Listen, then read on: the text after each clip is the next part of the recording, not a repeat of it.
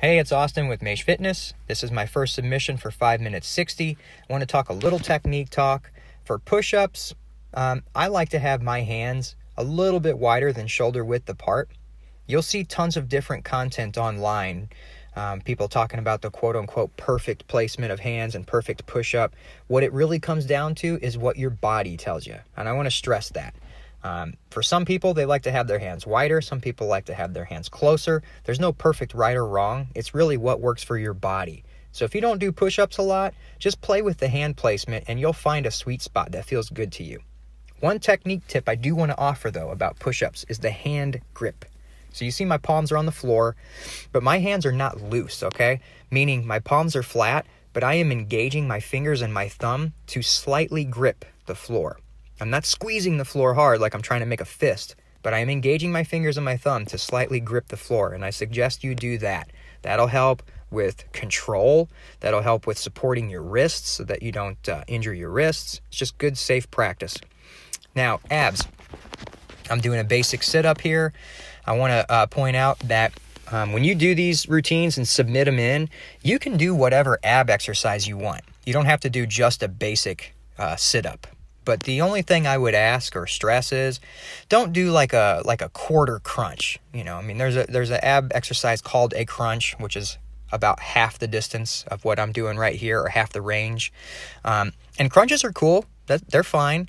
But, try to get a full range of motion or as close to it. Unless you're just not fit enough yet to do the full range of motion, then just do what you can.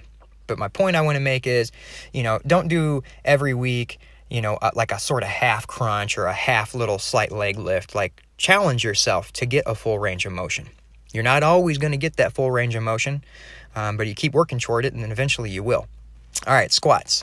Little technique tip for squats. Try to keep your weight back toward your heels. For one, that'll avoid putting your knees in front of your toes, which can damage your knees. And two, it'll also help you avoid loading your weight into your quads, or the top front part of your legs. If you load into your quads will burn out quickly. Now, if you're used to doing squats this way and your quads are super strong, then maybe that works for you. But I try to put my weight more back toward my heels, and when I come up to stand up from the squat, I squeeze my butt cheeks together. Sounds weird, but that kind of helps me engage my glutes, which is a big, strong muscle. And it helps me engage my hips as well, so that I'm not just loading into my quads and taxing my knees. That's just a little bit of a technique I wanted to offer for the squats. I think I'm going to do pull-ups here next, so I'll just jump into the narrating it. So pull-ups, try to do the best range of motion that you can, meaning, I don't want to see people submitting videos where they're doing this like barely half range pull-up. Like you can see here, I'm not quite doing full range. I could do a little bit more range of a pull-up.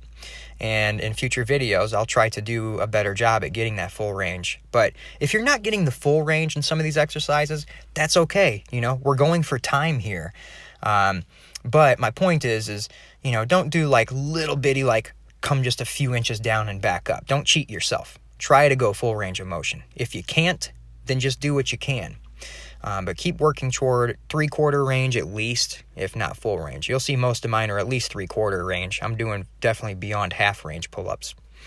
I've got a pull-up technique video that I'll be submitting that goes into the mechanics of a good form pull-up. You'll see that last one I did kind of more of a kip. I don't like kips. I think it's cheating. People are probably going to talk crap for me saying that, but that's my opinion. I think kip, when you're doing a kip, you're not really doing a pull-up. You're using your hips and gravity to kind of cheat. So try not to do kip pull-ups or hip-ups. Try to do a real pulling yourself up. And again, I'll put a technique video out for that. Okay, I don't want to ramble on here too much. This is my first submission. Not too bad for my first one, but definitely got a long way to go to try and hit those 60s across the board. So anyway, there you go. I hope the technique tips helped a little bit, and I definitely look forward to seeing your videos, hearing your comments about your numbers, and then supporting each other as we're submitting these videos. So yeah, talk with you later.